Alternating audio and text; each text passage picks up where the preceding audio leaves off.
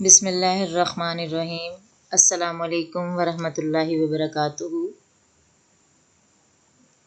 دس از ٹینیوٹ اسلامیہ school و college Faisal آباد۔ ہمارا مضمون ہے مطالعہ قرآن اور ہمارا عنوان ہے سورۃ الانفطار، اور آپ کی ٹیچر اٹس می شاہدہ سلیم۔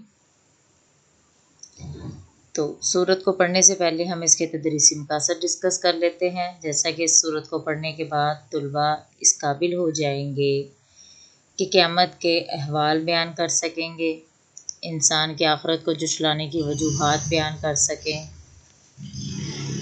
کرامن کاتبین کے بارے میں بتا سکیں۔ جیسا کہ آپ کو پتہ ہے کہ کرامن کاتبین جو ہیں وہ فرشتے ہیں، تو ان کے بارے میں وہ جب یہ سورت کا شان نزول پڑھیں گے تو اس کے بارے میں بھی وہ اچھے سے بتا سکیں گے۔ اب ہم آتے ہیں سورۃ الانفطار کے شان نزول اور تعارف کی طرف۔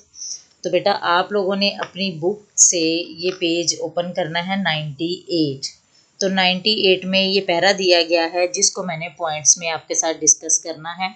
تو آپ لوگوں نے، میں نے پوائنٹس بنائے ہیں، آپ نے پیراگراف کو بھی ریڈ آؤٹ کرنا ہے، تو اس کو پھر اپنے الفاظ میں بیان کرنا ہے۔ جیسا کہ سورۃ الانفطار جو ہے مکی زندگی کے ابتدائی دور میں نبی کریم صلی اللہ علیہ وآلہ وسلم پر نازل ہوئی۔ قیامت کے واقعہ ہونے کی منظر کشی کی گئی ہے اس سورت میں۔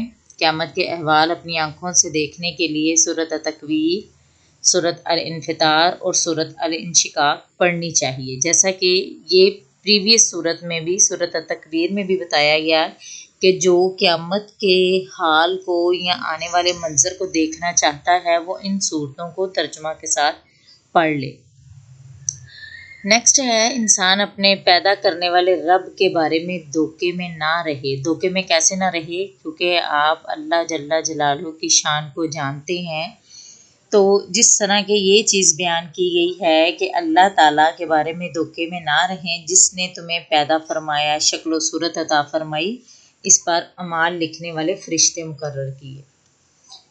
انسان کے اوپر اعمال لکھنے والے فرشتے مقرر کیے گئے ہیں۔ قیامت کے دن نیک اعمال کے سوا کچھ کام نہیں آئے گا، یعنی جو آپ نے دنیا میں اچھا عمل کیا ہوگا وہی آپ کے کام آئے گا۔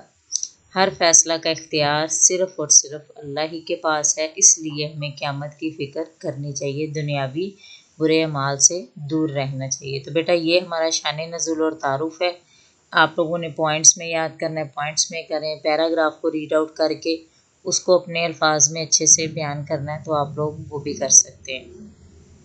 تو آج کا ہمارا جسٹ یہی کام تھا، اور آپ کا جو گھر کا کام ہے وہ یہی ہے کہ آپ نے سورۃ الانفطار کا تعارف اپنے الفاظ میں اچھے سے بیان کرنا ہے۔ آپ کو خود سے بیان کرنا آنا چاہیے، سنانا آنا چاہیے، اور خود سے لکھنا بھی آنا چاہیے۔